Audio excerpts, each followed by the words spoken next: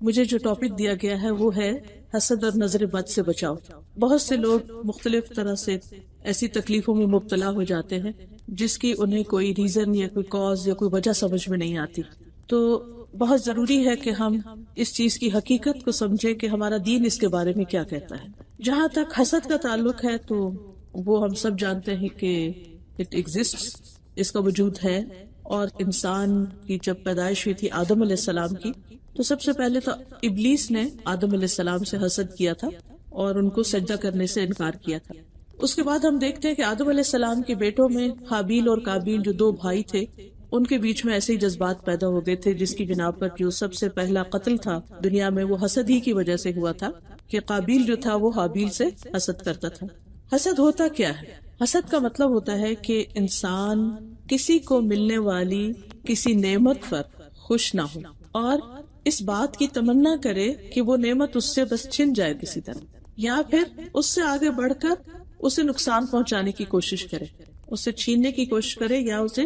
اس نعمت کو ضائع کرنے کے لیے کوئی ایفرٹ لگائے۔ تو ابتدا اس کی ہوتی ہے دل کی ناخوشی سے، دل کی بے چینی سے۔ جب انسان کسی کے پاس کوئی بھی ایسی چیز دیکھتا ہے جس کو وہ اپنے لیے چاہتا ہے تو پھر انسان اس پر خوش نہیں ہوتا کہ اس کو مل گئی چیز اور مجھے کیوں نہیں ملی۔ تو یہ ایک عجیب سی تکلیف جو انسان کے اندر پیدا ہوتی ہے، یہی حسد ہوتی ہے۔ اور پھر انسان اگر یہ چاہے کہ دوسرے کو جو چیز ملی ہے وہ اس سے ختم ہو جائے، فنا ہو جائے، زوال ہو جائے اس کا، تو یہ اس سے اگلا درجہ ہے۔ اور پھر اگر اس کی خواہش سے بڑھ کر یا دل کے خیال سوچ سے بڑھ کر وہ ایکشن میں آ جاتی ہے تو اس سے بھی بڑا ظلم ہے اور اس سے بھی شدید قسم کا حسد ہے۔ اور یہ حسد جو ہے کبھی کسی کی دولت پر ہوتا ہے، کبھی کسی کی اولاد کی وجہ سے ہوتا ہے، کبھی کسی کے عہدے کی وجہ سے، کبھی کسی کے بزنس کی وجہ سے، کبھی کسی کے علم پر، اور کبھی کسی بھی اور ملنے والی نعمت پر عام طور پر انسان کو حسد واقع ہوتا ہے۔ ہر انسان کے اندر کسی نہ کسی درجے میں ایسے جذبات ضرور پائے جاتے ہیں، یعنی حسد کے جذبات جو کہ منفی جذبات ہیں، اور یہ انسان کے اندر جیسے غصے کا جذبات ہوتے ہیں یا حسد کے ہیں یا نفرت کے ہیں، تو یہ رکھے کیوں گئے ہیں؟ بنیادی طور پر یہ انسان کے امتحان کے لیے ہوتے ہیں، انسان کا ایک ٹیسٹ ہوتا ہے کہ اس موقع پر آیا انسان اپنے آپ کو کنٹرول کر سکتا ہے یا نہیں، اپنی نیگیٹیوٹی کو پازیٹیوٹی میں بدل سکتا ہے یا نہیں، اور جو بدل لیتا ہے وہ کامیاب ہو جاتا ہے۔ اسی لیے قرآن مجید میں آتا نا قد افلح من تزکا، وہ کامیاب ہو گیا جس نے اپنے آپ کو پاک کر لیا، یعنی اپنے دل کو، اپنے خیالات کو، اپنے جذبات کو منفی رجحانات سے، ٹرینڈ سے صاف کر لیا۔ اور یہ نہیں کہ ایک دفعہ کیا تو اس کے بعد دوبارہ نہیں کچھ ہوگا، دوبارہ پھر اٹیک ہو سکتا ہے، پھر اٹیک ہو سکتا ہے، لیکن انسان اپنے ایمان کو اتنا مضبوط کرتا چلا جاتا ہے کہ ایسی چیزیں بس آتی ہیں اور واپس پلٹ جاتی ہیں، وہ اندر نہیں جاتی یا اندر جگہ نہیں بناتی، یا انسان پھر اس سے آگے نہیں بڑھتا۔ بس جیسے روزانہ ہی ہم نہاتے ہیں اگر، تو پھر اگلے دن پھر میلے ہوئے ہوتے ہیں، یا گھر کی ڈسٹنگ صفائی ہوتی ہے پھر دوبارہ ڈسٹ پڑ جاتی ہے، تو ایسے انسان کے دل پر بھی گرد و غبار پڑتا رہتا ہے، کبھی ایک منفی چیز کا، کبھی دوسری کا۔ تو بنیادی طور پر حسد جو ہے یہ دل کی بیماری ہے، یعنی جس انسان کو یہ لاحق ہوتا ہے اس کا دل بیمار ہوتا ہے، اور دل کے اندر ایسی تکلیف ہوتی ہے کہ جس کی وجہ سے انسان نہ اپنی نعمتوں کو انجوائے کر سکتا ہے اور نہ ہی کسی اور کی نعمت کو دیکھ کر خوش ہوتا ہے، یعنی اس کے اندر خوشی نہیں ہوتی۔ ایسا انسان کبھی بھی خوش نہیں رہ سکتا، وہ ہمیشہ خود بھی جلتا ہے اور پھر اس کی تمنا یہ ہوتی ہے کہ دوسروں کو بھی خوش نہ دیکھے، دوسروں کو بھی جلاتا رہے۔ اور پھر حسد کے جو درجے ہیں، جس میں ایک تو یہ ہے کہ دوسرے کی نعمت ختم ہونے کی آرزو کرنا، چاہے خود کو نہ ملے، دوسرے یہ ہے کہ دوسرے کی نعمت ختم ہونے کی آرزو کرنا اور اس چیز کو خود حاصل کرنے کی، یعنی یہ چیز اس سے نکل جائے اور مجھے مل جائے۔ جیسے بنی اسرائیل میں جب جادو کا بہت رجحان ہوا تھا تو وہ کس چیز کے لیے استعمال ہو رہا تھا؟ جیسے سورۃ البقرہ کے شروع میں یہ آتا ہے پہلے ہی پارے میں کہ وَاتَّبَعُوا مَا تَتْلُو الشَّيَاطِينُ عَلَى مُلْكِ سُلَيْمَانَ وَمَا كَفَرَ سُلَيْمَانُ وَلَكِنَّ الشَّيَاطِينَ كَفَرُوا يُعَلِّمُونَ النَّاسَ السِّحْرَ، کہ شیاطین جو تھے وہ لوگوں کو جادو سکھاتے تھے، اور پھر لوگ جو تھے وہ وَمَا أُنزِلَ عَلَى الْمَلَكَيْنِ بِبَابِلَ ہاروت و ماروت، اور بابل کے شہر میں جو دو فرشتے آئے تھے ان پر جو علم اتارا گیا تھا، اور پھر سیکھتے بھی کیا تھا، فَيَتَعَلَّمُونَ مِنْهُمَا مَا يُفَرِّقُ بَيْنَ الْمَرْءِ وَزَوْجِهِ، وہ چیز سیکھتے تھے جس سے شوہر بیوی کے درمیان جھگڑا پڑ جائے، ان کی جدائی ہو جائے۔ اور تفاسیر میں آتا ہے کہ وہ جدائی کیوں ڈلوانا چاہتے تھے، اس کی ایک وجہ تو یہ ہوتی تھی کہ ان دونوں کا آپس میں خوش رہنا ان کو پسند نہیں تھا، یعنی کوئی بھی ہو سکتا ہے، کوئی قریبی رشتہ دار ہو سکتا ہے، دوست ہو سکتا ہے، تو اس کے لیے کہ یہ دونوں الگ ہو جائیں اور یہ خوش نہ رہے۔ دوسرا یہ ایک اور وجہ یہ بتائی جاتی ہے کہ ایک شخص کی بیوی کو اس سے جدا کر کے پھر دوسرا شخص خود اس سے شادی کرے، یعنی ان کو اس لیے الگ الگ کیا جاتا تھا تاکہ وہ نعمت جو کسی اور کے پاس ہے، جیسے کسی کی بیوی خوبصورت ہے یا بہت اچھے اخلاق کی ہے تو یہ اس کے پاس کیوں ہے، یہ میری کیوں نہ ہو جائے، تو اس پر جادو کر دیا جائے، ان دونوں میں لڑائی جھگڑے ہو، یہ الگ ہو اور پھر اس نعمت کو خود حاصل کر لیا جائے۔ تیسرا یہ ہوتا ہے کہ کسی کی بھی نعمت برداشت ہی نہ کرنا اس وقت تک جب تک اسے خود وہ نہ مل جائے یا دوسرے سے چھن نہ جائے۔ اور چوتھی بات یہ ہے کہ دوسرے جیسی نعمت چاہنا جبکہ یہ تمنا نہ ہو کہ دوسرے سے چھنے، اب بس ٹھیک ہے اس کے پاس بھی ہے لیکن میرے پاس کیوں نہیں، مجھے ملنی چاہیے۔ اب ان سب چیزوں میں یہ ساری قسمیں جو ہے یہ قابل مذمت ہے، پسندیدہ نہیں ہے، لیکن ان میں سے ایک قسم جس کو رشک کہا جاتا ہے وہ جذبہ ہوتا ہے کہ جب انسان کسی کے پاس علم دیکھتا ہے، خاص طور پر دین کا علم دیکھتا ہے اور پھر وہ شخص اس پر عمل بھی کرتا ہے اور دوسروں کو بھی سکھاتا ہے، تو انسان یہ تمنا کرے کہ میرے پاس بھی یہ کوالٹی ہو یا مجھے بھی یہ نعمت ملے، تو اس کی اجازت ہے۔ یا پھر کسی کے پاس مال ہے اور وہ شخص اللہ کے راستے میں خوب خرچ کر رہا ہے، دائیں بائیں آگے پیچھے دن رات کو خرچ کرتا ہے، تو اس کو دیکھ کے چاہتا ہے کہ میرے پاس بھی مال ہو اور میں بھی اس کی طرح ایسے ہی نیکی اور خیر کے کاموں میں خرچ کروں، تو یہ جذبہ جو ہے اس کی بہرحال اجازت ہو اور یہ پسندیدہ ہے۔ پھر اسی طرح حسد کے جو اسباب ہیں ان میں سے ایک سبب دشمنی بھی ہوتا ہے، نفرت ہوتا ہے کہ جس کے ساتھ کوئی دشمنی چل رہی ہو، کوئی خاندانی دشمنی ہو یا ویسے ہی ذاتی ہو یا کچھ، تو اس صورت میں انسان کا دل جو ہے وہ کسی کی خوشی کو برداشت نہیں کر سکتا۔ اور اس میں قابیل کی مثال آتی ہے کہ ان دو بھائیوں کے درمیان ایک طرح سے دشمنی تھی۔ دشمنی کیا ہوئی، اس کے بھی وجوہات بتائی جاتی ہیں۔ ایک وجہ یہ کہ وہ دونوں ایک لڑکی سے شادی کرنا چاہتے تھے جبکہ حق ایک کا تھا اور دوسرے کا نہیں تھا، تو انہوں نے پھر ایک قربانی کی کہ جس کی قربانی قبول ہوگی وہ زیادہ حقدار ہوگا، تو قابیل کی قربانی قبول ہوگی تو قابیل نے پھر اس کو ختم ہی کر دیا کہ اس کو یہ نعمت نہ ملے۔ دوسری وجہ حسد کی ہوتی ہے خود عزت یا غلبہ یا کوئی مقام حاصل کرنے کی خواہش، کہ انسان یہ چاہتا ہے کہ میرا سٹیٹس جو ہے یہاں پر زیادہ ہائی ہو۔ مثلا خاندانوں میں عموماً یہ ہوتا ہے کہ اگر ایک بہو آئی ہے تو اس کی بہت آؤ بھگت ہے، وہی کرتا دھرتا ہے، سارے اس کی طرف توجہ کرتے ہیں، پھر کچھ عرصے کے بعد دوسرے بھائی کی شادی ہوتی ہے، دوسری دیورانی یا جیٹھانی جو بھی آ جاتی ہے، تو اب وہ اپنے اخلاق یا اپنے قابلیت کی بنا پر اگر ہر ایک کی ہر دل عزیز ہونے لگتی ہے تو جو پہلا شخص ہے اس سے یہ بات برداشت نہیں ہوتی اور پھر نئے آنے والے کے خلاف وہ کچھ نہ کچھ کرتا رہتا ہے، اور اگر اور کچھ نہیں تو کم از کم دل میں وہ ایک گرج سا یا بغض سا یا ایک عداوت سی ضرور پال لیتا ہے۔ اور اس کی بنیادی وجہ یہ ہوتی ہے کہ انسان کے اندر جو یہ خواہش ہے کہ میں بڑا بن کے رہوں۔ آپ دیکھیے کہ حسد بھی ابلیس کی طرف سے اور یہ تکبر بھی دراصل ابلیس کی طرف سے، اور یہ ابلیس نے بھی سجدہ اس لیے نہیں کیا تھا کہ وہ چاہتا تھا کہ میری بڑائی ثابت ہو، یعنی مجھے بڑا مانا جائے۔ اس میں ہم عبداللہ بن ابی کی مثال دیکھتے ہیں کہ نبی صلی اللہ علیہ وسلم جب مدینہ میں گئے تو مدینہ والے چونکہ بہت عرصے سے آپس میں لڑائیاں کر کر کے تھک چکے تھے، تو انہوں نے پھر آپس کے سمجھوتے سے ایک شخص کو اپنا سردار بنانا چاہا، عبداللہ بن ابی کو۔ لیکن اتفاق کی بات یہ کہ جن دنوں اس کو تاج پہنانے کی تیاریاں ہو رہی تھی تو نبی صلی اللہ علیہ وسلم کی مدینہ میں ہجرت ہو گئی، اب سب لوگ اس کو چھوڑ کر آپ کی طرف آ گئے۔ اب یہ چیز عبداللہ بن ابی کے لیے بہت ہی ناقابل قبول تھی، اور وہ آخر تک پھر نبی صلی اللہ علیہ وسلم کے خلاف کسی نہ کسی طرح سازشیں کرتا رہا، اور کبھی الزام تراشی آپ کے گھر والوں پر اور کبھی کسی اور طریقے سے۔ تیسری بڑی وجہ جو ہے وہ بھی تکبری ہوتی ہے، جس کی وجہ سے انسان چاہتا یہ ہے کہ سب کچھ میرے ہی پاس ہو تاکہ میری امپورٹنس زیادہ ہو، تو اپنی اہمیت جتانے کے لیے۔ چوتھی چیز جو ہے وہ خود پسندی ہوتی ہے کہ انسان اپنی ہی ذات میں جیتا ہے اور وہ اس کو اپنے سوا کوئی اور اچھا نہیں لگتا، یا اپنے سوا اس کو کسی کی کوئی خوبی بھاتی نہیں۔ جب کسی کی بھی تعریف ہو تو وہ کہیں نہ کہیں سے کچھ نہ کچھ اس پر ایسا نیگیٹو کمنٹ دے گا کہ جس کی بنا پر وہ شخص جو ہے دوسروں کی نگاہ میں کمتر ہو جائے یا ذلیل ہو جائے، تو یہ چیز بھی انسان کے لیے بہت نقصان دہ ہے۔ اس میں ہم دیکھتے ہیں کہ بنی اسرائیل نے نبی صلی اللہ علیہ وسلم پر اس قسم کا حسد کیا تھا، یا مکہ والے، مکہ کے جو سردار تھے وہ نبی صلی اللہ علیہ وسلم پر ایمان نہیں رکھتے تھے، کیونکہ وہ اپنے آپ کو بڑی چیز سمجھتے اور اپنے آپ کو زیادہ قابل یا اہل سمجھتے تھے، اور کہتے تھے کہ انؤمن لبشرین مثلنا یا ما انتم الا بشر مثلنا، تم ہمارے جیسے انسان ہو، جیسے سورۃ یاسین میں بھی آتا ہے۔ وہ پیغمبروں کو اسی وجہ سے جھٹلایا، اسی طرح نبی صلی اللہ علیہ وسلم کو بھی اسی وجہ سے ان کا انکار کیا گیا۔ پھر اسی طرح یہ ہے کہ بعض اوقات انسان کو یہ ڈر اور یہ خوف، یہ انسیکیورٹی ہوتی ہے، ایک اور وجہ یہ انسیکیور فیل کرنا کہ اگر کسی اور کو زیادہ امپورٹنس مل گئی، یا کسی اور کو دولت زیادہ مل گئی، یا کسی اور کو عہدہ زیادہ مل گیا، تو پھر میں اپنے وہ سب کام نہیں کر سکوں گا، یا میرے جو مقاصد ہیں وہ پورے نہیں ہو سکیں گے، یا جو میں اچیو کرنا چاہتا ہوں وہ نہیں ہو سکتا۔ اس میں ہم دیکھتے ہیں کہ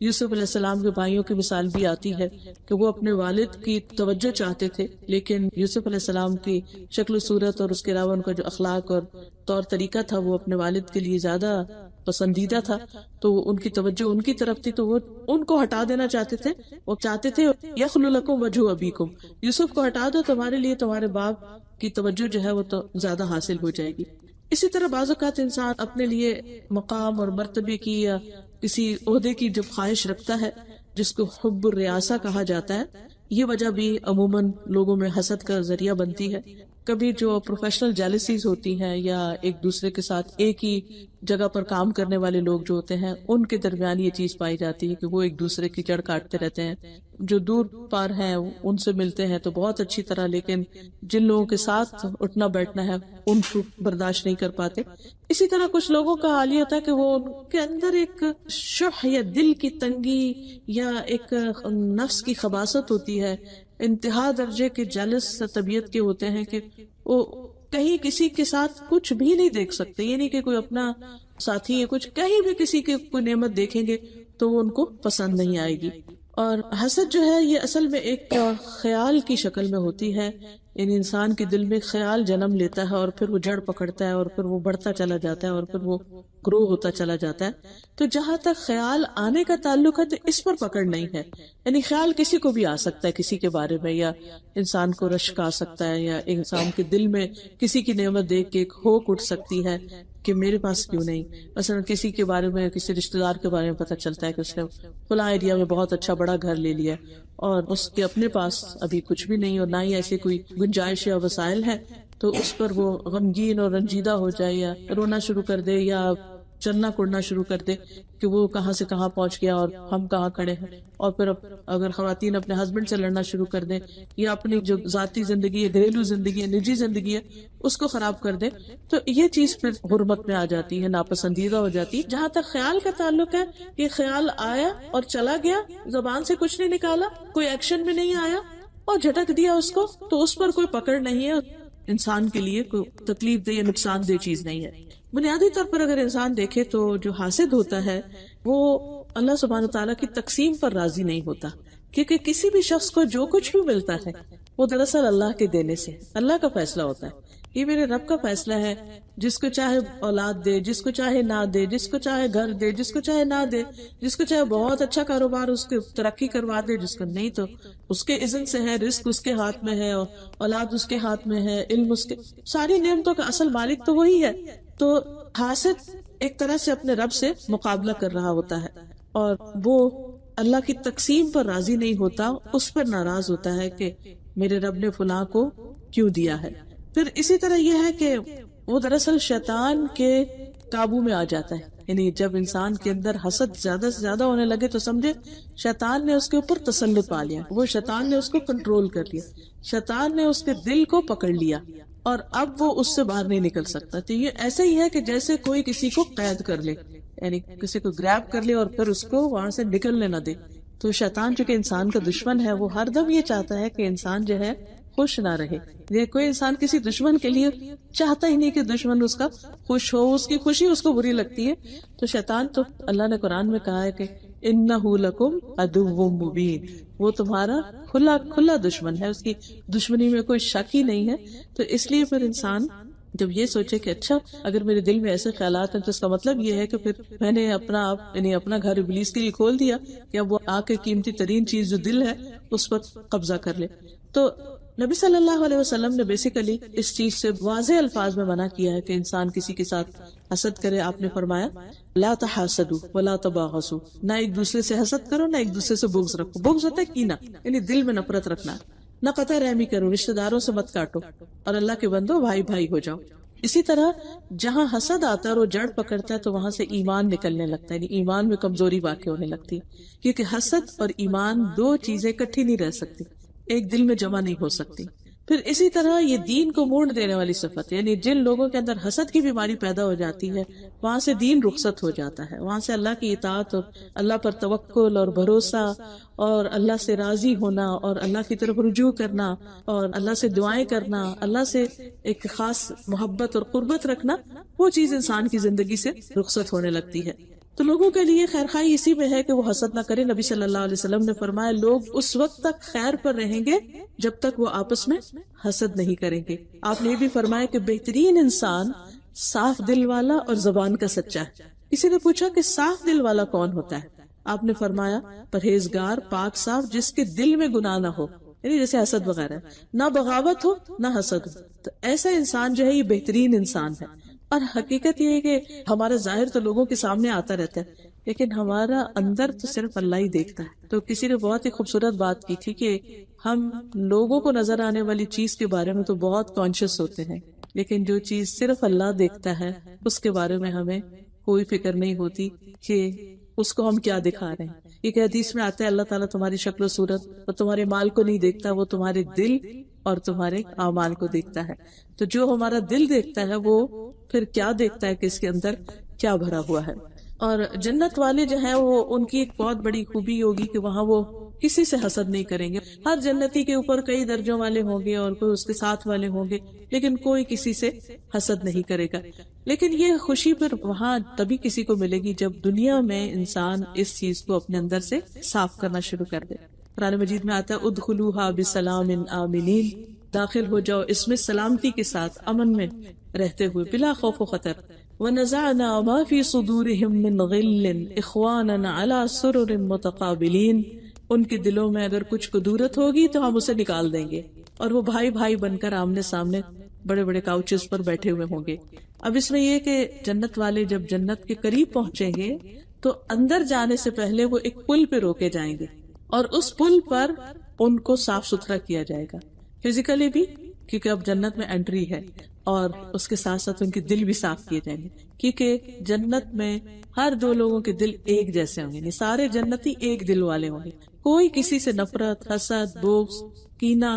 جالسی کچھ بھی نہیں ہوگی. تو اس کے ساتھ اندر جانے کی اجازت ہی نہیں. تو اگر ایک انسان کے کوئی نیگیٹو تھنکنگ ہے، کچھ نہ کچھ اس کے اندر آتا رہتا ہے، یا کچھ لوگ اس کو تنگ کرتے ہیں اور ان کے بارے میں اس کے دل میں بدگمانی، لیکن وہ دونوں اپنی اپنی جگہ بڑے اچھے اچھے کام بھی کرتے ہیں. یہ بہت صدقہ خیرات کرنے والا ہے، یہ بہت عبادت گزار ہے، یہ اور کسی خوبی کا مالک ہے. اب یہ بھی جنت میں جا رہا ہے، وہ بھی، لیکن دونوں میں بنتی نہیں کیونکہ بعض اوقات طبیعتیں نہیں بھی ملتی. تو اب یہ تو نہیں ہو سکتا کہ جنت میں بھی رہیں اور اندر سے جلتے رہیں کیونکہ جنت میں کوئی جلن نہیں. تو اس سے پہلے پھر ان کے دلوں کو صاف ستھرا کر کے دھو کے پھر ان کو تیار کر کے پھر اندر لے جایا جائے گا تاکہ ہمیشہ کی خوشیوں میں رہیں. رسول اللہ صلی اللہ علیہ وسلم نے فرمایا اہل جنت نہ آپس میں اختلاف کریں گے، لا اختلاف بینہم ولا تباغض، اور نہ ان کے اندر بغض ہوگا. قلوبہم قلب واحد، ان کے دل ایک دل کی طرح ہوں گے. اب یہ کہ حسد کے کچھ نقصانات بھی ہیں. سب سے پہلا نقصان تو یہ کہ انسان کے جسم کو خراب کرتی ہے، انسان کے چین کو لوٹ لیتا ہے، انسان کے دین کو خراب کرتا ہے. یعنی حسد دوسروں کو تو کیا نقصان دے گا، کرنے والے کو سب سے پہلے اس کو بھی نہیں چھوڑتا. تو بالکل ایسے ہی ہے کہ آپ نے دیکھا ہوگا کہ جس جگہ آگ جلائی جاتی ہے جگہ کالی ہو جاتی ہے، اس دھوئیں سے جو جل جل کے لکڑی یا کسی بھی چیز سے نکلتا رہتا ہے، جس دل کے اندر یہ آگ ہوتی ہے وہ اس دل کو سیاہ کرتی رہتی ہے. انسان کی اچھی عادتیں اور اخلاق مارا جاتا ہے. یعنی جیلس پیپل جو ہوتے ہیں وہ با اخلاق نہیں ہو سکتے، ان کے اندر ایک کھچاؤ ہوتا ہے لوگوں کی طرف سے، وہ آگے بڑھ کے سلام نہیں کرتے، آگے بڑھ کے کسی کی مدد نہیں کرتے کیونکہ وہ کسی کو خوش دیکھ ہی نہیں سکتے، نہ خود اسمائل کرتے ہیں اور نہ ہی ان کو پھر کوئی اسمائل کرتا ہے. تو نبی صلی اللہ علیہ وسلم جب مدینہ میں ہجرت کر کے تشریف لے گئے تو عبداللہ بن سلام کہتے ہیں کہ سب سے پہلے جو بات میں نے آپ سے سنی وہ یہ تھی کہ یا ایھا الناس افشوا السلام، اے لوگو سلام پھیلاؤ، اور واطعموا الطعام، اور لوگوں کو کھانا کھلاؤ، اور وصلوا والناس نیام، اور اس وقت نماز پڑھو جب لوگ سو رہے ہوں، تدخلوا الجنۃ بسلام، تو تم سلامتی کے ساتھ جنت میں داخل ہو جاؤ گے۔ تو اب آپ دیکھیے کہ جس کو کسی سے حسد ہو وہ اس سے آگے بڑھ کے سلام کیوں کرے گا، وہ اس کو کھانا کیوں کھلائے گا، وہ اس کو کسی بھی طرح مدد کیوں دے گا، اور پھر ایسی سوچے انسان کو اس حد تک بیمار کر دیتی کہ انسان کی نیند بھی اڑ جاتی ہے۔ پھر جب انسان رات کو سو نہیں سکتا تو پھر صبح تہجد کے لیے کیسے اٹھے گا؟ تو وہ اپنے لیے ایک مستقل مسئلہ کھڑا کیا رکھتا ہے، اور اس میں سب سے بڑا مسئلہ یہ ہے کہ انسان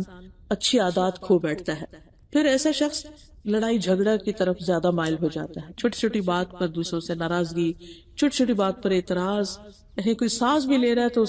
اس پر بھی اعتراض ہو جاتا ہے کہ یہ اس کی آواز کیوں آ رہی، یعنی بہت سینسیٹیو اور ٹچی جس کو کہتے ہیں نا وہ ہو جاتا ہے۔ پھر اسی طرح یہ کہ سب سے بڑی نقصان تو یہ کہ نیکیاں انسان کی ضائع ہونی شروع ہو جاتی ہیں، کیونکہ حسد کی وجہ سے انسان غیبت بھی شروع کر دیتا ہے، چغل خوری شروع کر دیتا ہے، تانے دینے شروع کرتے ہیں، ٹانٹ کرنا شروع کر دیتا ہے۔ اب یہ ساری چیزیں وہ ہے کہ جب آپ کسی کو دکھ دے رہے ہیں، اذیت دے رہے ہیں، تو آپ کی نیکیاں جو ہیں وہ اس کی طرف ٹرانسفر ہو رہی، کیونکہ قیامت کے دن آپ کوئی اور چیز بدلے میں نہیں دے سکیں گے، آپ کو اپنی نیکیاں ہی دوسرے کو دینی ہوگی۔ اس کے بعد دوسری چیز ہے نظر بد، تو تھوڑا سا نظر بد کے بارے میں بھی جان لیتے ہیں۔ حسد کے تو ہم سمجھ گئے کہ یہ ایک دل کی بیماری ہے، اور انسان کے اندر کی جلن کڑن، اور یہ دین کو بھی برباد کرتی ہے، صحت کو بھی، اور تعلقات کو بھی، اور اخلاق کو بھی۔ بہت ہی بری چیز ہے، اللہ سبحانہ وتعالیٰ ہم سب کو اس سے پناہ میں رکھے۔ دوسری چیز جو ہے وہ نظر بد ہے۔ نظر جو ہے اس کے بارے میں ابن القیم کہتے ہیں یہ حاسد اور نظر لگانے والے کے نفس سے نکلنے والے تیر ہوتے ہیں، یعنی اس کا تعلق حسد سے بھی ہوتا ہے کہ جو حسد کرنے والا ہے جب وہ منہ سے کچھ نہیں بول سکتا، ہاتھ سے کچھ نہیں کر سکتا، کسی چیز چھین نہیں سکتا، تو پھر وہ اپنی نظروں کے ذریعے جو اس کی نیگیٹیوٹی ہے وہ دوسرے میں ٹرانسفر کرتا ہے، اور جس سے حسد کیا جا رہا ہوتا ہے پھر جا کے وہ اس پہ کبھی لگ جاتا ہے کبھی خطا ہو جاتا ہے۔ جیسے کوئی بھی تیر ہوتا ہے نا، کبھی وہ لگ جاتا ہے جا کے نشانے پہ، کبھی نہیں لگتا۔ اب یہ ہے کہ اگر دوسرا شخص آگے سے پروٹیکٹڈ ہے، اس نے دعائیں پڑھ رکھی ہیں، اس نے آیت الکرسی، اور آگے میں انشاءاللہ کچھ دعاؤں کا بھی ذکر کروں گی، اگر وہ ذکر کرتا ہے تو اللہ کے فضل سے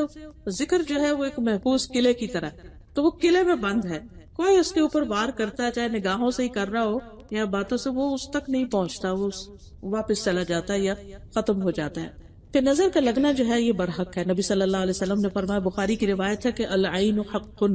نظر لگنا برحق ہے، یعنی بعض لوگ کہتے ہیں لو اب نظر ہی لگتی چلی جائے گی اور آنکھوں سے کیا ہوتا ہے، نہیں، اگر ہمارے دین نے ہمیں بتا دیا نا، نبی صلی اللہ علیہ وسلم نے بتا دیا، تو وہ وہی سے ان کو پتا چلا ہے، انہوں نے کسی یونیورسٹی سے کوئی ریسرچ کر کے نہیں بات معلوم کی کہ جس کو کوئی جٹلا دے، کیونکہ دنیا میں تو جو معلومات ہوتی ہیں وہ ایک آتا ہے تو دوسرے کو ریفیوٹ کرتا ہے اور وہ دوسرا پہلے کو کرتا ہے، لیکن جو وحی کے ذریعے علم ہمیں ملا اس کو ہم ریفیوٹ نہیں کر سکتے، اس کا ہم انکار نہیں کر سکتے۔ تو نبی صلی اللہ علیہ وسلم نے فرمایا کہ نظر لگنا جو ہے یہ کیا ہے، برحق ہے۔ اور پھر یہ بھی یاد رکھیے کہ نظر اس وقت لگتی ہے جب انسان کسی کے سامنے آتا ہے، یعنی غائبانہ نظر نہیں لگتی۔ مثلا اگر آپ یہاں بیٹھ کے پاکستان میں کسی کے بارے میں کوئی خبر سنے کہ اس کو کچھ بہت بڑی کوئی چیز مل گئی ہے، تو آپ یہاں سے سوچیں کہ کیوں ایسا ہوا ہے، تو حسد تو ہو سکتا ہے مگر نظر وہاں نہیں پہنچے گی آپ کی۔ نظر کسی کو اسی وقت لگتی ہے جب کوئی کسی کے سامنے آتا ہے۔ پھر اسی طرح یہ ہے کہ کبھی کبھی نظر اللہ کے اذن سے، نہیں اللہ کا اذن ہوتا ہے تو کوئی بیمار ہوتا ہے، اللہ کا اذن ہوتا ہے تو کسی کی موت آتی ہے، تو نظر کے تاثیر اس حد تک ہوتی ہے کہ انسان بیمار بھی پڑ سکتا ہے، حتیٰ کہ موت بھی آ سکتی ہے اس کو، یعنی اتنی شدید چیز ہے یہ۔ کبھی انسان کو یہ کمزور کر دیتی ہے، کبھی انسان جو ہے وہ اچانک کسی حادثے کا شکار ہو جاتا ہے، یعنی اس کے کئی ایک نقصانات بتائے گئے ہیں۔ صحیح حدیث میں آتا ہے، رسول اللہ صلی اللہ علیہ وسلم نے فرمایا، اللہ کی قضاء اور قدر کے بعد نظر بد ہی میری امت کے اکثر لوگوں کی موت کا سبب بنتی ہے، یعنی بہت سے لوگ نظر کی وجہ سے جیسے بیمار ہو جاتے ہیں یا ان کو اچانک کوئی تکلیف ہو جاتی ہے، تو یہ آپ صلی اللہ علیہ وسلم نے اس کی بھی خبر دی ہے کہ یہ پاسبل ہے۔ ایک اور حدیث میں آتا ہے کہ نظر بد آدمی کو قبر میں اور اونٹ کو ہانڈی میں پہنچا دیتی ہے، یعنی کہ جانوروں کو بھی نظر لگتی ہے،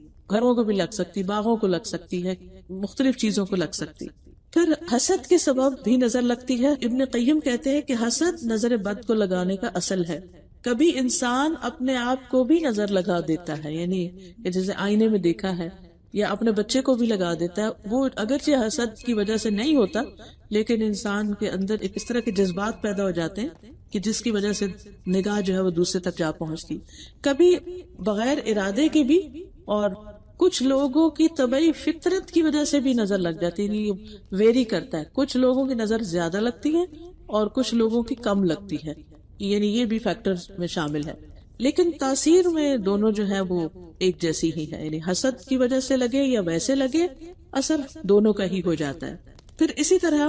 دونوں کے جو نکلنے کا مقام ہے وہ دل ہی ہے، یعنی دل کے خیالات، اور دل سے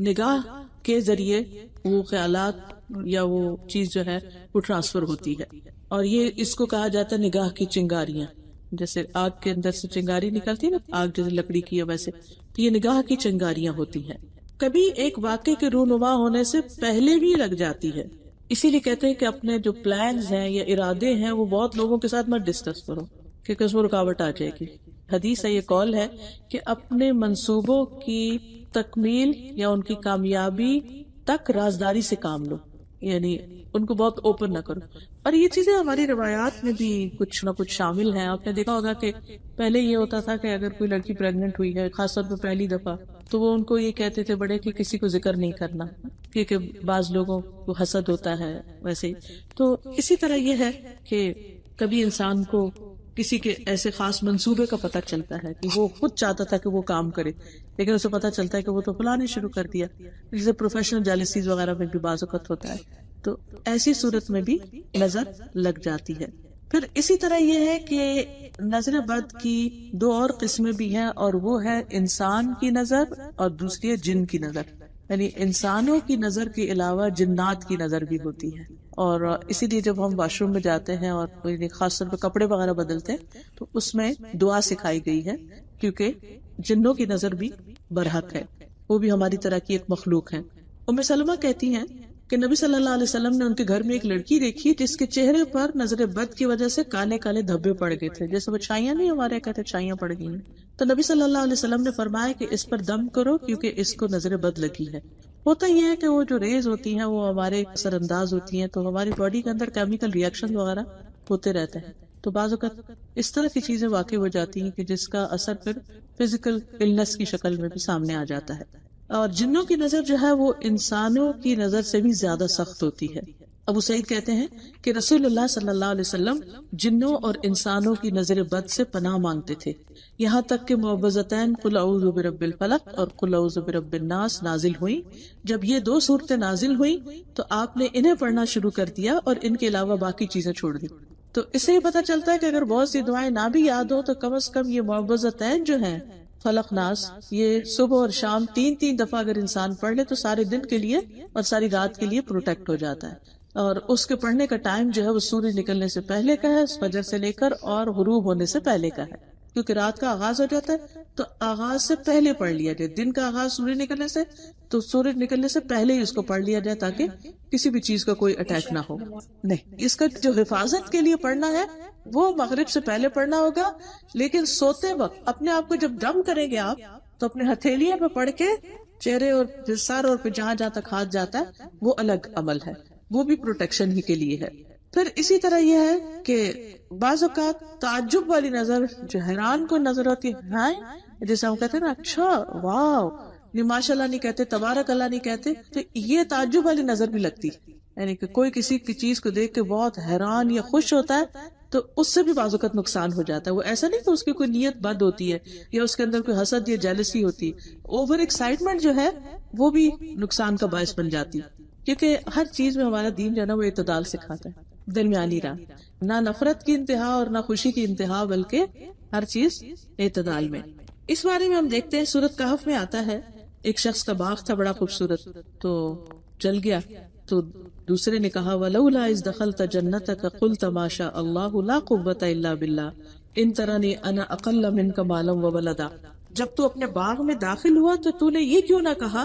کہ جو اللہ نے چاہا، کوئی قوت نہیں اور کچھ بھی نہیں مگر مدد اللہ ہی کی ہوتی ہے. اگر تو مجھے دیکھتا ہے کہ میں مال اور اولاد میں تجھ سے کم ہوں تو کیا ہوا؟ اس میں آپ دیکھیے کہ ایک خاص چیز بتائی جا رہی ہے کہ جب انسان کسی بھی چیز کو دیکھ کر خوش ہو تو کہے ماشاء اللہ لا قوت الا باللہ. یعنی سب اللہ ہی کا دیا ہوا ہے. ابن حجر کہتے ہیں نظر کبھی خوشی اور تعجب کی صورت میں بھی لگ جاتی ہے، اگرچہ وہ حسد کے بغیر ہی کیوں نہ ہو، اگرچہ وہ کسی محبت کرنے والے کی طرف سے ہو، اگرچہ وہ کسی نیک آدمی کی طرف سے ہی ہو.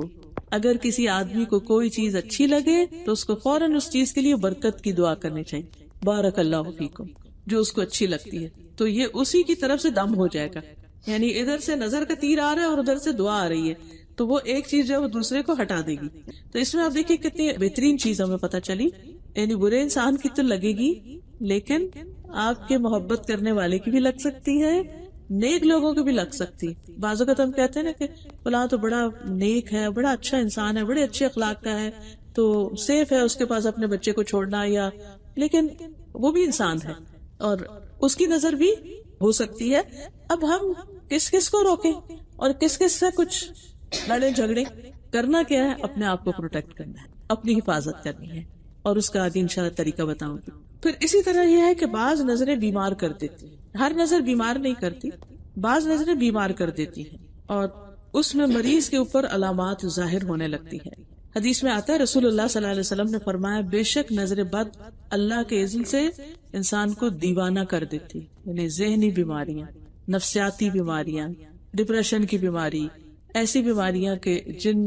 کا کہیں کوئی علاج ہی نہیں اور کوئی ڈائگنوسس میں نہیں ہوتے، کچھ پتہ ہی نہیں چلتا کہ یہ مسئلہ ہے کیا. پھر اسی طرح کچھ نگاہوں سے موت بھی واقع ہو جاتی ہے، یہ زہریلی نگاہیں ہوتی ہیں. اسمعی کہتے ہیں، ایک لغوی ہے یہ، میں نے ایک آدمی کو دیکھا جس کی نظر بہت زیادہ لگتی تھی کہ اس نے کسی گائے کے متعلق سنا تو اس کو اس کے دودھ کی دھار کا نکلنا اچھا لگا. اس نے کہا یہ ان گایوں میں سے کون سی گائے ہے؟ تو انہوں نے اس گائے سے توریہ کرتے ہوئے کہا یہ تو فلاں ہے، کسی اور گائے کا بتا دیا، اصل کا نہیں بتایا تاکہ نظر نہ لگے. تو دونوں گائے ہلاک ہو گئی، یعنی وہ بھی اور دوسری بھی. پھر اسمعی کہتے ہیں کہ وہ شخص کہتا تھا جس کی نظر بہت لگتی تھی کہ جب میں کوئی ایسی چیز دیکھتا ہوں جو مجھے اچھی لگتی ہے تو مجھے یوں لگتا ہے میری آنکھ سے تپش اور حرارت نکل رہی ہے، میری آنکھوں سے ہیٹ نکل رہی ہے. اس اللہ کی طرف سے آزمائش ہوتی ہے. پھر اس معاملے میں یہ یاد رکھنا چاہیے کہ یہ بھی صرف اللہ کے اذن سے ہی لگ سکتی، ورنہ نہیں لگتی، چاہے کسی کی بھی ہو. یعنی نہ کسی کے اندر کمال ہے کہ کوئی کہے میری آنکھوں میں تو فٹ ہے وہ کچھ، میں جا کے جس سے مجھے نفرت ہے اس کو تو میں کچھ کر کے آتا ہوں. نو وے، کوئی کچھ نہیں کر سکتا جب تک کہ اللہ کا اذن نہ. جی، ما اصاب من مصیبت الا باذن اللہ ومن یؤمن باللہ یہد قلبہ. جو مصیبت آتی ہے اللہ کے اذن سے آتی ہے، اور جو شخص ایمان لے آتا ہے اللہ پر، اللہ اس کے دل کو ہدایت بخش دیتا ہے، اور اللہ ہر چیز کو جاننے والا ہے. تو انسان ہی سمجھتے کہ اللہ کے اذن سے ہوئے، اللہ کا فیصلہ ہے. دوسری بات یہ کہ یہ تقدیر کا حصہ ہوتی ہے، یعنی کہ ہماری قسمت میں اگر کچھ تکلیفیں لکھی ہوئی ہیں تو پھر وہ چیز واقع ہو جاتی ہے، اور اگر نہیں تو کوئی جو مرضی کر لے نہیں ہو سکتا. نبی صلی اللہ علیہ وسلم نے فرمایا نظر لگنا برحق ہے، اگر کوئی چیز تقدیر پہ غالب ہو سکتی ہے تو وہ نظر بد ہے. پھر اذکار اور تلاوت کی کمی کی وجہ سے لگتی ہے. یعنی جب کہیں سے کوئی تیر آتا ہے اور آگے بچاؤ کا سامان نہیں، کوئی ڈھال نہیں، تو وہ جا پڑتا ہے اس پر. اور اسی طرح صبح و شام کی حفاظت کی دعائیں جو ہیں وہ بھی بہت ضروری ہے. پھر اسی طرح یہ ہے کہ بعض اوقات آزمائش بھی ہوتی ہے، امتحان ہوتا ہے انسان کا، کہ انسان کسی، یعنی اس نے تلاوت بھی کی، اس نے دعائیں بھی پڑھ لی، اس نے پروٹیکشن کے سارے کام بھی کر لیے، لیکن اس کے باوجود پھر بھی تکلیف پہنچ گئی. تو یہ اللہ تعالیٰ نے دراصل اس شخص کو ایک امتحان میں ڈالنا تھا، اس کو ٹیسٹ کرنا تھا، اس لیے اس تک یہ چیز آ گئی. اس لیے انسان یہ نہ سوچے کہ پھر کیا فائدہ حفاظت اختیار کرنے کا، یہ دعا پڑھنے کا، جب لگنی ہے تو لگ جائے گی، نہیں تو نہیں. اس میں یہ ہے کہ اس کا فائدہ یہ ہے کہ انشاءاللہ پروٹیکشن بھی ہوگی. لیکن کبھی ایسا بھی ہوتا ہے کہ آپ نے فلو شاٹس لگوائے ہوتے ہیں، اس کے باوجود فلو ہو جاتا ہے.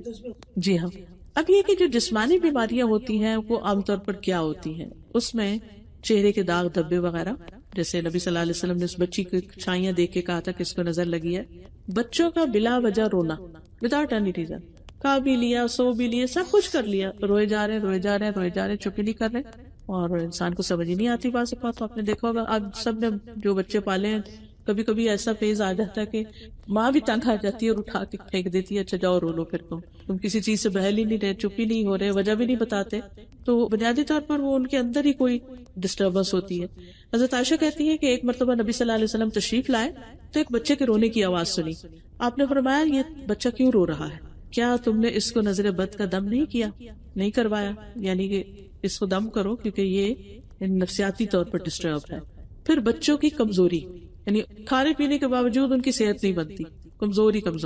اسماء بنت امیس کہتی ہیں کہ نبی صلی اللہ علیہ وسلم نے اسماء بنت امیس کو کہا کہ میں اپنے بھائی کے بیٹوں کو، جعفر جو تھے آپ کے کزن تھے، ان کے جسموں کو دبلا پتلا دیکھتا ہوں، کیا ان کو کھانے پینے کو نہیں ملتا، ان کو فقر و فاقہ ہے کچھ؟ تو انہوں نے کہا کہ نہیں، انہیں بہت جلد نظر بد لگ جاتی ہے. آپ نے فرمایا انہیں دم کرو. تو انہوں نے آپ صلی اللہ علیہ وسلم کے سامنے چند کلمات پڑھے تو آپ نے فرمایا ان سے تم ان کو دم کرو، یعنی یہ کلمات پڑھ کے. پھر اسی طرح بعض اوقات انسان کے اندر نفسیاتی امراض پیدا ہو جاتے ہیں. بعض اوقات انسان اونچائی سے گر پڑتا ہے، یعنی مقام کی اونچائی ہو یا پھر ویسے فزیکلی کہیں چڑھا ہوا ہے، اچانک نیچے آ گرتا ہے. حدیث میں آتا ہے، نبی صلی اللہ علیہ وسلم نے فرمایا کہ بسا اوقات ایسا ہوتا ہے کہ وہ اونچی جگہ پر چڑھتا ہے پھر وہاں سے گر پڑتا ہے. ایک اور حدیث میں آتا ہے مسند احمد کی کہ یہ اوپر چڑھنے والے کو پھسلا دیتی ہے، یعنی سلپ کروا دیتی ہے. کبھی شدید بیماری بھی لگ جاتی ہے اور انسان کی جان خطرے میں پڑ جاتی ہے. عبداللہ بن عامر کہتے ہیں کہ عامر بن ربیعہ اور سہل بن حنیف دونوں غسل کرنے کے ارادے سے نکلے اور وہ دونوں کوئی اوٹ تلاش کر رہے تھے. تو سہل نے اپنا اون کا جبہ اتارا، یعنی کوٹ اتارا. عامر کہتے ہیں کہ جب میں نے اسے دیکھا تو میری نظر اس کو لگ گئی. وہ پانی میں اتر کے نہانے لگ گیا. میں نے پانی میں اس کے بڑبڑانے کی کچھ آواز سنی. میں اس کے پاس آیا، 3 دفعہ آواز دی، اس نے کوئی جواب نہیں دیا. پھر میں نبی صلی اللہ علیہ وسلم کے پاس آیا اور ساری بات بتائی. آپ تشریف لائے اور پانی میں داخل ہو گئے. کہتے ہیں میں ابھی بھی آپ کی پنڈلیوں کی سفیدی دیکھ رہا ہوں. آپ نے اس کے سینے پہ 3 دفعہ ہاتھ مارا، پھر یہ دعا دی، اللہم اذہب عنہ حرہا وبردہا ووصبہا، اے اللہ اس کی گرمی، سردی، بیماری، لاغری دور کر دے. پھر کھڑے ہوئے اور فرمایا جب کسی کو اپنے بھائی کا کوئی وجود یا مال پسند آئے تو اس کے لیے برکت کی دعا کرے، اس سے یعنی نظر نہیں لگے گی، کیونکہ نظر کا لگ جانا برحق ہے. اسی طرح کچھ اور علامتیں بھی ہیں، سر دکھنا بغیر کسی وجہ کے، بخار کا ہو جانا، کبھی کندھوں میں درد ہونا، اس طرح کا کہ جیسے کوئی جلن ہو، یعنی کہ یوں لگے جیسے 2 کندھوں کے بیچ میں جیسے کسی نے کوئی گرم چیز رکھی ہوئی. یعنی ایک تو ہوتی ہے درد اور ایک ہوتی ہے درد کے ساتھ ایک برننگ فیلنگ، جلن سی. پھر اسی طرح نیچے والے حصے میں، پیٹھ کے نیچے والے حصے میں درد کا ہونا. قرآن سنتے وقت جمائیاں آنا، سننے میں یا پڑھنے میں قرآن میں دل نہ لگنا. اسی طرح ٹھنڈک میں بھی گرمی لگنا، اور کبھی الٹا کہ گرمی میں ٹھنڈک لگنے لگ جانا. بالوں کا اچانک گرنا شروع ہو جانا، پوری لٹیں جو ہیں وہ اترنا شروع ہو گئی ہیں. فوکس کھو دینا، فوکس نہ ہونا، کبھی وزن کا اچانک کم ہو جانا، بھوک نہ لگنا، کبھی چیز کو حفظ یاد نہ کر سکنا. یعنی بچے ہوتے ہیں نا، حفظ قرآن حفظ کر رہے ہوتے ہیں، کبھی آپ نے ایکسپیرینس کیا ہوگا، کرتے کرتے جا کے کسی ایک سپارے پہ ایسا اٹکتے ہیں آگے نہیں بڑھ پاتے. بعض تو بچے چھوڑ ہی دیتے ہیں اور بعض رو دھو کے اور پھر دوبارہ کبھی شروع کرتے ہیں. پھر اسی طرح اسکن ڈیزیزز، پھر نیند کا کم آنا، تنہائی پسند ہو جانا، اس سے ملنے کو دل نہیں، رونے کی خواہش، بلا وجہ رونا بغیر کسی ریزن،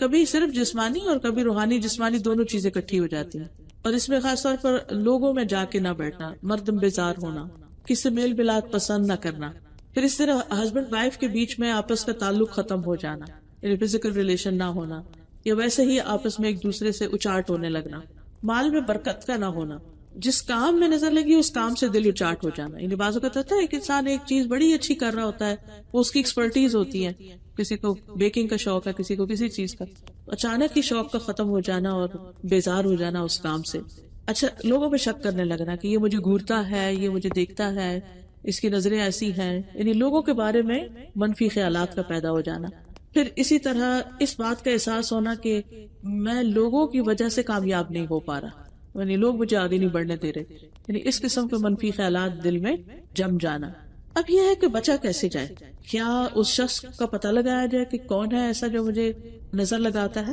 بعض لوگ ایک دم آئیڈینٹیفائی ہو جاتے ہیں، سب ٹھیک تھا، اچانک بچے کو کچھ ہو گیا، اچانک کوئی چیز ایسی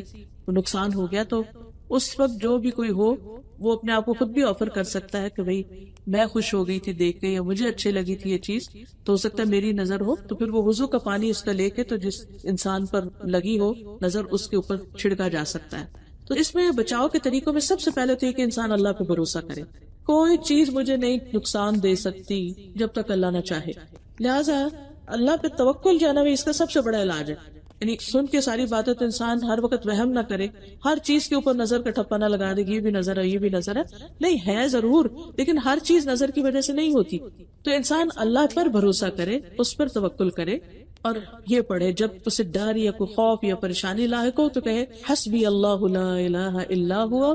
علیہ توکلت وہو رب العرش العظیم، میں نے اپنا معاملہ سارا اس کے سپرد کر دیا، کچھ نہیں ہوتا مجھے. پھر اللہ کی پناہ لینا. حضرت عائشہ سے روایت ہے رسول اللہ صلی اللہ علیہ وسلم نے فرمایا اللہ تعالیٰ سے نظر لگنے سے پناہ مانگو، یعنی اللہ سے یہ دعا کرنا کہ اللہ سبحانہ و تعالیٰ مجھے نظر سے بچانا، لوگوں کی نظروں سے محفوظ کرنا، کیونکہ نظر کا لگنا براک ہے. رسول اللہ صلی اللہ علیہ وسلم نے فرمایا اللہ تعالیٰ فرماتا ہے میرا بندہ اگر مجھ سے مانگتا ہے تو میں اسے دیتا ہوں، اور اگر وہ کسی دشمن یا شیطان سے میری پناہ مانگتا ہے تو میں اسے محفوظ بھی رکھتا ہوں. تو اس لیے اگر آپ کو یہ شک ہو کہ فلاں میرا دشمن ہے اور فلاں میرے سے حسد کرتا ہے اور وہ مجھے نظر لگاتا اور مجھے آگے نہیں بڑھنے دیتا، تو اس کے شر سے بچنے کی دعا اللہ سے کرنی، اللہ مجھے اس کے شر سے بچا.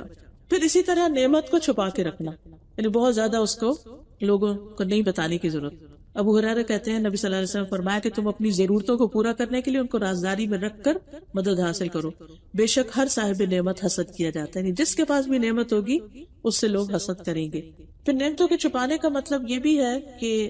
انسان بہت زیادہ ذکر نہ کرے. آج کل آپ دیکھیں کتنا زیادہ ٹرینڈ ہو گیا، ادھر شادی ہوتی نہیں، ادھر تصویریں جو فیس بک پہ آ جاتی ہیں، واٹس ایپ پہ سب کے ساتھ شیئر ہو رہی ہوتی ہیں. اب تو لوگوں میں ہر طرح کے لوگ ہوتے ہیں، کچھ ایسے ہوتے ہیں جن کے اپنے بچوں کی شادیاں ناکام ہوتی ہیں، جو وہ کسی اور کو دیکھتے ہیں، یا کسی کے پاس اتنا پہننے کو نہیں ہوتا ہے، ایسے ڈریسز نہیں خرید سکتے، تو وہ چیزیں دیکھ دیکھ کر پھر دوسروں کو اپنے اندر وہ جو ایک تکلیف سی اٹھتی ہے نا، ہوک اٹھتی ہے کہ میرے پاس کیوں نہیں، تو یہ چیزیں بھی دوسروں کو پھر نقصان دینے کا سبب ہو جاتی ہیں. تو یاد رکھیے کہ تصویر پر بھی نظر لگتی ہے، ایک تو فزیکلی انسان سامنے، اور ایک یہ اسی لیے کئی لوگ جادو میں تصویر استعمال کرتے ہیں، یعنی وہ جس پہ جادو کروانا ہوتا ہے نا تو نجومیوں کے پاس تصویر لے جاتے ہیں اور پھر اس پہ خاص ٹارگٹ کیا جاتا ہے. دور سے اس طرح نہیں لگتی کہ دیکھا نہیں اگر کسی کو، لیکن اگر تصویر دیکھ رہے ہیں تو اس پر بھی لگ سکتی. اور یہ تو یعنی جادوگر جو ہوتے ہیں وہ باقاعدہ تصویر یا کپڑا منگاتے ہیں، یعنی کہ جو جسم سے اترا ہوا کپڑا ہوتا ہے نا، یا بیل منگاتے ہیں یا ناخن یا اس طرح کی چیز جو کسی کے بھی یعنی اس کے ساتھ کنیکٹ کر رہی ہو. پھر اسی طرح جب ہمیں پتہ چل جائے کہ کچھ لوگ ہم سے حسد کرتے تو پھر ان سے انسان بچ کے رہے. رشتہ داروں کے ساتھ انسان نہیں بچ سکتا، لیکن میل ملاپ انٹریکشن کم کرے، یعنی یہ نہیں کہ کاٹ کے رکھ دے، کم کرے. اور جو دوسرا سوشل سرکل ہے اس میں انسان جب دیکھے کہ کوئی شخص جب بھی آپ سے ملتا ہے آپ کو تانے یا کوئی ایسی باتیں سناتا ہے اور جس سے آپ بوجھل دل لے کے گھر واپس آتے ہیں، تو ٹھیک ہے آپ کنارہ کشی کر لیں، اچھے لوگوں سے ملیں کہ جن کو مل کے دیکھیے انسان دوست کیوں بناتا ہے، تاکہ اکٹھے بیٹھ کے اپنے غم شیئر کرے، ایک دوسرے کی مدد کرے، ایک دوسرے کے لیے سپورٹ ہو. تو اگر آپ دیکھیں کہ وہ الٹا آپ کو پریشانی ہی لاحق ہوتی ہے تو ایسے لوگوں کو پھر اوائڈ کریں، ایسے لوگوں سے مشورہ بھی نہ لیں، کیونکہ جب انسان کسی سے مشورہ لیتا ہے نا تو اپنے سارے راز پہلے بتاتا ہے، پھر اس کے بعد اس سے تو وہ بھی تکلیف کی چیز ہو جاتی. پھر اسی طرح یہ کہ انسان اپنی کوئی چیز دیکھے یا کسی کی ذات مال تو پسند آئے تو پھر برکت کی دعا دے، ماشاء اللہ لا قوت الا باللہ کہے. پھر اسی طرح یہ ہے کہ مال کے علاوہ جو چیزیں اچھی لگے ان پر بارک اللہ علیہ کہہ دے. پھر اسی طرح یہ بھی ہے کہ انسان جب کسی کی چیز دیکھتا ہے اور اس کے دل میں رشک آتا ہے میرے پاس نہیں، تو انسان آخرت کی بات سوچے، اگر دنیا میں نہیں تو آگے ہے نا، اچھے کام کرے اللہ تعالیٰ کل دے دے گا. پھر اسی طرح اگر کسی کو بیمار دیکھے انسان تو یہ دعا پڑھ لے الحمدللہ الذی عافانی مما ابتلاک بہ وفضلنی علی کثیر ممن خلق تفضیلا. تمام تعریف ہے اس ذات کے لیے ہے جس نے مجھے اس مصیبت سے نجات دی، یعنی بچا کے رکھا، مجھے بیماری لاحق نہیں ہوئی، جس کے ساتھ اللہ نے تجھے مبتلا کیا اور مجھے اپنی اکثر مخلوق پر فضیلت دی، بہت زیادہ فضیلت. یعنی انسان یہ بھی دیکھے کہ میرے پاس بھی تو بہت کچھ ہے، بجائے اس کے کہ انسان دوسروں کا ہی دیکھتا رہے کہ اس کے پاس یہ اور اس کے پاس جو اپنے پاس ہے اس پر بھی شکر ادا کرے. پھر اسی طرح شرکیہ کاموں سے بچنا چاہیے. بعض لوگ نظر سے بچنے کے لیے کئی تل لگا لیتے ہیں، کبھی وہ کوئی کالا کڑا پہن لیتے ہیں یا کوئی دھاگا پہن لیتے ہیں، یہ شرک میں آ جاتا ہے، کیونکہ یہ چیزیں پروٹیکٹ نہیں کرتی. پروٹیکشن صرف اللہ کی طرف سے ہوتی ہے اور وہ دعا کے ذریعے ہوتی ہے. رسول اللہ صلی اللہ علیہ وسلم نے ایک مرتبہ کسی کو کہلا بھیجا کہ کسی اونٹ کے گلے میں کوئی تانت یا کوئی قلادہ باقی نہ چھوڑو مگر اس کو کاٹ ڈالو. تو مالک نے کہا کہ جس کو آپ فرما رہے تھے اس نے کہا کہ یہ لوگ تو نظر بد سے بچنے کے لیے کرتے ہیں. آپ نے پاکستان میں نوٹ کیا ہوگا کہ کاروں کے ساتھ ایک کالا سا پراندہ سا چھوٹا سا آگے یا پیچھے یہ جوتا بھی کبھی لگا ہوتا ہے، کبھی وہ کالی سی چیز آگے بونٹ کے ساتھ نیچے لٹک رہی ہوتی ہے، تو یہ چیز بھی نہیں لگانی چاہیے. جی ٹرکوں پیچھے تو بہت ہی کچھ کیا ہوتا ہے، یہ بھی ٹھیک نہیں. پھر اسی طرح یہ ہے کہ اذکار جو ہے نا ایک زرہ کی طرح ہوتے ہیں اور قلعے کی طرح ہوتے ہیں، مضبوط دیوار کی طرح ہوتے ہیں، یاجوج ماجوج کی دیوار سے بھی زیادہ مضبوط ہوتے ہیں یہ ذکر اذکار جو ہوتے ہیں، جو تسبیحات ہم پڑھتے ہیں۔ تو ہر موقع کے جو ذکر نبی صلی اللہ علیہ وسلم نے سکھایا، واش روم جا رہے ہیں، باہر آ رہے ہیں، کھانا کھا رہے ہیں، چھینک آ گئی ہے، کسی کو دیکھا ہے، کسی سے وعدہ کر رہے ہیں، تو ہر وقت انشاءاللہ، بسم اللہ، ماشاءاللہ، یعنی ہر وقت کوئی نہ کوئی ذکر ہمیں سکھایا گیا، وہ ہماری پروٹیکشن کے لیے سکھایا گیا، اس پر اجر تو ہے لیکن پروٹیکشن بھی ہوتی ہے۔ پھر اسی طرح قرآن سے علاج، کیونکہ قرآن شفا ہے، خود قرآن میں اللہ تعالیٰ فرماتے ہیں وَنُنَزِّلُ مِنَ الْقُرْآنِ مَا هُوَ شِفَاءٌ وَرَحْمَةٌ